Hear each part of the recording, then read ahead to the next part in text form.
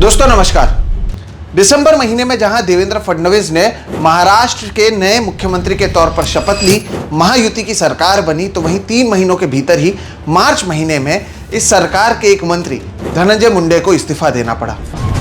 सच कहें तो ये इस्तीफा दिसंबर महीने में ही हो जाना चाहिए था, लेकिन मामले को लगातार दबाने की कोशिश इसी सरकार की ओर से की गई। धनंजय मुंडे के जो करीबी हैं वाल्मीकि कराड, उन पर आरोप लगा था कि 9 दिसंबर को बीड़ में बीजेपी के लिए प्रचार करने वाले एक सरपंच की हत्या उन्होंने की। बीजेपी के लिए ही प्रचार करने वाले सरपंच की, लेकिन इसके बावजूद बीजेपी की सत्ता होने के बावजूद 3 महीने तक धनंजय मुंडे को बचाया गया। अब जब इससे संबंधित तस्वीरें सोमवार को सामने आई तो मंगलवार के दिन धनंजय मुंडे को इस्तीफा देना पड़ा। लेकिन इस्तीफा देने के बावजूद जो एक मुहावरा है, गिरे तो भी टांग ऊपर, वो काम धनंजय मुंडे ने अपने ट्वीट के जरिए किया। पूरा मामला और उसके बाद की राजनीति को इस वीडियो में मैं आपको समझाऊंगा। नमस्कार दोस्तों, मेरा नाम है सोहित मिश्रा और आप सभी का एक नए एपिसोड में बहुत बहुत स्वागत है। अगर आपने अब तक मेरे इस चैनल सोहित मिश्रा ऑफिशियल को सब्सक्राइब नहीं किया है तो जरूर सब्सक्राइब कर लें।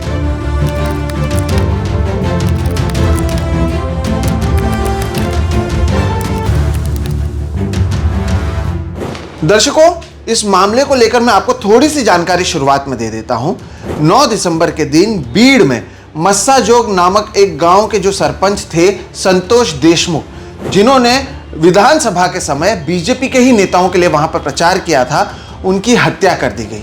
हत्या जिन्होंने की वो मंत्री रहे और अब इस्तीफा दे चुके धनंजय मुंडे के करीबी थे।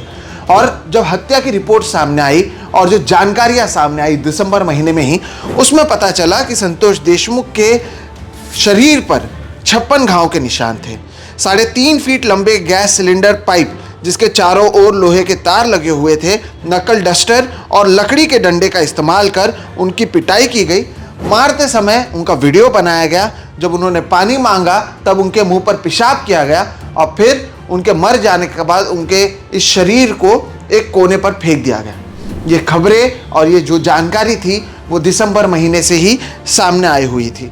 इसे लेकर अगर आप वाकई पूरी जानकारी चाहते हैं तो जनवरी महीने में हमने हमारे इस चैनल पर एक वीडियो किया था जिसका नाम ही हमने रखा था महाराष्ट्र का वासेपुर। उसमें आपको पूरी जानकारी, ये जो वाल्मीकि कराड है ये धनंजय मुंडे के कितने करीबी हैं, साथ ही साथ इन लोगों ने किस तरह से हत्या की, कैसे उसकी हत्या इसलिए की गई क्योंकि ये जो गुंडे थे ये कंपनी से 2 करोड़ रुपया लूटना चाहते थे और इस सरपंच ने वो होने से रोका। केवल इसलिए इन्हें मार दिया गया और एक एग्जाम्पल बनाने की कोशिश की। उसका लिंक मैं आपको कमेंट सेक्शन में दे दूंगा। अगर आप वाकई इस पूरे घटना के बारे में समझना चाहते हैं तो आप वहां पर समझ सकते हैं। लेकिन जैसे कि मैंने कहा, ये जो खबरें थी ये हम सभी के पास दिसंबर महीने से थी दर्शकों, लेकिन फिर भी 3 महीने का समय लग गया। सोचिए, पूरा दिसंबर निकल गया, पूरा जनवरी निकल गया, पूरा फरवरी निकल गया और अब मार्च महीने में धनंजय मुंडे को तब इस्तीफा देना पड़ा जब ये तस्वीरें वायरल हुई। इसकी जानकारी अगर हमें थी तो ये जानकारी पुलिस के पास थी। पुलिस आता है गृह मंत्रालय में, गृह मंत्री देवेंद्र फडणवीस हैं, लेकिन देवेंद्र फडणवीस ने पहले दिन से इसके ऊपर कार्रवाई नहीं की। वो गठबंधन में आते हैं और अजित पवार के साथ में उनका गठबंधन है, तो लगातार कहते रहे कि अगर कोई सबूत मिलेगा तो कार्रवाई की जाएगी, लेकिन शुरुआत में कार्रवाई नहीं की गई। देवेंद्र फडणवीस के पास ये जानकारी पहले से नहीं थी। ये जो सवाल ही नहीं उठता है इसलिए भी, जैसे कि मैंने कहा, वो गृह मंत्री तो हैं, लेकिन उनके ही पार्टी के एक जो विधायक हैं सुरेश धस, जो वहीं बीड़ से आते हैं, वो 16 दिसंबर से इस मुद्दे को उठाते आए हैं। उन्होंने सदन में इस मुद्दे को उठाया, लेकिन इसके बावजूद इस सरकार ने कार्रवाई नहीं की। दर्शकों, पहले आप सुनिए आज देवेंद्र फडणवीस ने इससे संबंधित क्या बयान दिया, फिर हम आगे बात करते हैं। महाराष्ट्र के मंत्री श्री धनंजय मुंडे, इन्होंने अपने पद का इस्तीफा मुझे सौंपा। मैंने ये इस्तीफा स्वीकृत किया है और अगली कार्रवाई के लिए मैंने ये इस्तीफा राज्यपाल जी के पास भेज दिया है। अब जहां देवेंद्र फडणवीस ने कहा कि उनके पास इस्तीफा आ चुका है, लेकिन यहां पर यह समझना जरूरी है कि जब उनके ही पार्टी के नेता पहले दिन से इसे लेकर सवाल उठा रहे थे तब कार्रवाई क्यों नहीं की गई। ये विकास पुरुष और अपने आप को एजुकेटेड नेता बताते हैं और हैं भी वो एजुकेटेड, लेकिन अगर उसके बावजूद आपको 3-4 महीने का समय लग जाता है दर्शकों, तो ये क्या दर्शाता है, ये क्या हो रहा है इस राज्य में। क्या ये वासेपुर नहीं है जो बीड़ में हुआ? और मैं आपसे अपील करूंगा, आपने वो वीडियो नहीं देखा है तो ज़रूर वो वाला वीडियो आप देखिएगा, जिसमें कई ऐसी घटनाएं हैं और ऐसी जानकारियां हैं जो हृदय कांप जाते हैं अगर उसके बारे में आप सुनते हैं तो। अब जब मैंने सुरेश धस का बात किया तो उनके बारे में भी आपको समझना ज़रूरी है। ये बीजेपी से आते हैं और अपने ही सहयोगी पार्टी एनसीपी के विधायक और मंत्री पर ये आरोप लगाते हैं। ये इनकी एक गुड कॉप बैड कॉप वाली रणनीति है। एक तरफ देवेंद्र फडणवीस उनको बचाएंगे, दूसरी तरफ ये आरोप करेंगे। दोनों तरह से बीजेपी के ही लोग जो है काम करेंगे। ये सरकार के अंदर ही ये आपस में झगड़ते रहेंगे ताकि आपको लगे अरे ये बोल रहा है, वो बचा रहा है। आपको कंफ्यूज किया गया और 3 महीने तक इस घटना को रोका गया। अब आप देखिए कि हुआ क्या। मीडिया लगातार इस पर कवरेज करती रही और यहाँ पर मराठी मीडिया का इसलिए भी दाद देना जरूरी है क्योंकि पहले दिन से वो इस मुद्दे को उठाते रहे। मीडिया का कवरेज था, पॉलिटिकल पार्टीज का प्रेशर था, विपक्ष का प्रेशर था। ये सब होने के बावजूद धनंजय मुंडे ने इसी वाल्मीकि कराड़, जिसके नाम पर उस सरपंच को मारा गया, ऑन रिकॉर्ड कहा कि मैं वाल्मीकि कराड़ मेरा बहुत करीबी है और उसका इससे कोई लेना देना नहीं है। उसके बावजूद अगर आपको 3 महीने लग जाते हैं दर्शकों, तो ये शर्म की बात है। आज देवेंद्र फडणवीस सहित पूरे महायुति की सरकार के लोग सर ऊंचा करके बोल रहे हैं कि हमने इस्तीफा ले लिया। नहीं, आपने इस्तीफा नहीं लिया। जब ये तस्वीरें वायरल हुई उसके बाद आप मजबूर हुए इस्तीफा लेने के लिए। ये बात आप समझिएगा, ये बहुत जरूरी बात है। तब कहा जाएगा कि अजित पवार इसका फैसला ले सकते थे या इसका फैसला हम कैसे लेंगे। अरे लेकिन लोगों की हत्या हुई है और एक मंत्री का करीबी इसमें शामिल है और ये आरोप लग रहे हैं कि जो करीबी है उसको जेल में भी वीआईपी कल्चर दिया जा रहा है, उसको बचाने की कोशिश की जा रही है। धनंजय मुंडे के ऊपर बार बार आरोप लगे और उसके बावजूद आप अपने गठबंधन के बारे में, अपने अलायंस के बारे में सोचेंगे, तब क्या कोई भी इन नेताओं में से, महायुति के केवल देवेंद्र फडणवीस नहीं, एकनाथ शिंदे, अजित पवार, इनमें से भी कोई, क्या ये केपेबल हैं? क्या ये क्वालिफिकेशन इनके पास है इस सरकार को चलाने के लिए?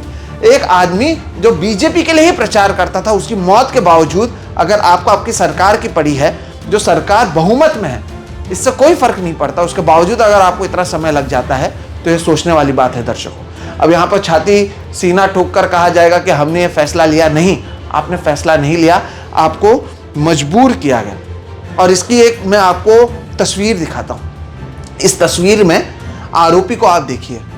एक मृतक को मारने के बाद, एक सरपंच को मारने के बाद ये आरोपी हंस रहा है। अब ये जेल में है, लेकिन इसकी हंसी इसलिए है क्योंकि इसे पता है कि इसके पीछे जो इसके आका हैं वो इसे बचाएंगे। वो मंत्री हैं, वो वहाँ के पालक मंत्री हैं, उनके करीबी, इनके बॉस हैं वाल्मीकि कराड़, और कोई कुछ नहीं कर पाएगा। और वाकई अगर ये मामला बड़ा नहीं होता दर्शकों, तो कोई कुछ नहीं कर पाता। ये हंसी याद रखिएगा। एक आदमी को मारने के बाद उसका वीडियो बनाया जाता है, उसके मुंह पर पेशाब किया जाता है, ताकि दूसरे लोगों को सबक मिले कि अगर कोई एक कंपनी से 2 करोड़ रुपए मांगे तो कोई विरोध ना करे। और ये बात करते हैं करप्शन रुकाने की, ये बात करते हैं ईज ऑफ बिजनेस की। ये बातें आपको कोई बताएगा नहीं, क्योंकि आज केवल यही चलेगा कि इस्तीफा हो गया, इस्तीफा हो गया। नहीं, इस्तीफा के पीछे की रणनीति को आप समझिए, इसके पीछे की राजनीति को आप समझिए। अब बजट सेशन चल रहा है, विपक्ष की ओर से लगातार दबाव बनाया जाएगा इसे लेकर। ऐसे में सरकार खुद ये दिखाना चाहती है कि हमने इस्तीफा ले लिया, ताकि विपक्ष को इससे फायदा ना हो। यहाँ पर भी आप राजनीति के बारे में सोच रहे हैं क्या? यहाँ पर आपको वाकई लॉ एंड ऑर्डर के बारे में नहीं सोचना चाहिए? अरे सरकार के अलावा आप बीजेपी के नेता हैं ना, और ये बीजेपी का सरपंच था, बीजेपी के लिए प्रचार करने वाला सरपंच था, आपका समर्थन करता था ये वहाँ पर। उसके बावजूद आपने केवल एक सुरेश धस को आगे लाया, क्योंकि फिर आप वहाँ पर जो अलग अलग कास्ट का बैलेंस है उसे देख रहे थे, अपने पार्टी को कैसे आगे बढ़ाए वो देख रहे थे। अगर सुरेश धस के पास इतनी जानकारी थी तो देवेंद्र फडणवीस के पास नहीं थी? क्या वो इतने इनकेपेबल हैं कि उन्हें नहीं पता था उनके राज्य में क्या हो रहा है? जवाब है, सब पता था, लेकिन केवल इसे खींचने की कोशिश की जा रही थी, ये सोचते हुए कि जो जनता है उसकी जो मेमोरी है वो शॉर्ट रहती है, वो इस सारी चीज़ों को भूल जाते हैं। लेकिन ऐसा हुआ नहीं और इसी के चलते उन्हें इस्तीफा देना पड़ा। दर्शकों, यहाँ पर यह भी देखना बहुत ज़रूरी है कि इतने मीडिया रिपोर्ट्स होने के बावजूद और ये सारी घटनाएं सामने आने के बावजूद जब धनंजय मुंडे ने इस्तीफा दिया, तब उनके ट्वीट को आप देखिए। जैसे कि मैंने शुरुआत में कहा, गिरे तो भी पैर ऊपर वाली ये ट्वीट है। उन्होंने कहीं पर भी जो हुआ उसके लिए माफ़ी नहीं मांगी, उन्होंने कहीं पर भी इसके लिए दुख नहीं जताया। उन्होंने कहा कि जो तस्वीरें सामने आई हैं उससे मुझे बहुत पीड़ा हुई है, लेकिन मेरी तबीयत बहुत दिनों से ख़राब चल रही है, मुझे डॉक्टर ने आराम करने को कहा है और ऐसे में मैं इस्तीफ़ा देता हूँ। यहाँ पर उन्हें कहना चाहिए था क्योंकि मेरे करीबी पर यह आरोप लगा है, ऐसे में मुझे इस कुर्सी पर बैठना नहीं चाहिए जिसे हम शपथ खाते हैं, जो एक महत्वपूर्ण कुर्सी है। और मेरे करीबी अगर इस तरह के हत्यारे निकलते हैं और जिनको मैं डिफेंड करता हूं पब्लिक में, ऐसे में मुझे इस कुर्सी पर नहीं बैठना चाहिए। लेकिन ऐसा कुछ नहीं कहा उन्होंने अपने हेल्थ को एक कारण बताया और इस्तीफा दिया। अब इस इस्तीफा को मान लिया जाएगा, फिर कुछ दिनों में वो कुछ इमोशनल बात कहेंगे और फिर शायद ये चीज़ें बंद हो जाएंगी। लेकिन क्या ये मामला यहीं पर रुकता है? क्योंकि ये मामला इससे बहुत बड़ा है। ये तो एक घटना है जो सामने आई है, ऐसा कई घटनाएं होंगी जहां पर शायद मार ना दिया जाए, लेकिन इन्हीं नेताओं के नाम पर आप लाखों करोड़ों रुपए लूटते होंगे, लोगों की पिटाई करते होंगे। अगर दिन दिहाड़े इस जो सरपंच था उन्हें आपने बीच रास्ते में किडनैप किया, गाड़ी में बिठाया और उसके बाद मारते हुए वीडियो बनाया और आपका आरोपी हंसता है, तो ये दर्शाता है कि महाराष्ट्र में कैसे जंगल राज चल रहा है। ये किसी जंगल राज से कम नहीं है। कल भी एक वीडियो हमने किया था, अगर नहीं देखे हैं तो उसे भी आप देखिएगा, जहाँ पर हमने बताया कि कैसे सत्ता में बैठे मंत्री ही नफरत फैला रहे हैं।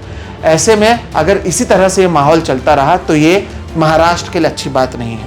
और आप सोचिए दर्शकों, आपके घर पर अगर ऐसा होता, यहाँ पर तो इतना मीडिया कवरेज था, इतना नेता बोल रहे थे, आपके घर में ऐसा होता और इस तरह का मीडिया कवरेज नहीं होता, क्या आपको कभी न्याय मिल पाता? याद रखिए, धनंजय मुंडे अब भी विधायक हैं, उन्होंने मंत्री पद से इस्तीफा दिया।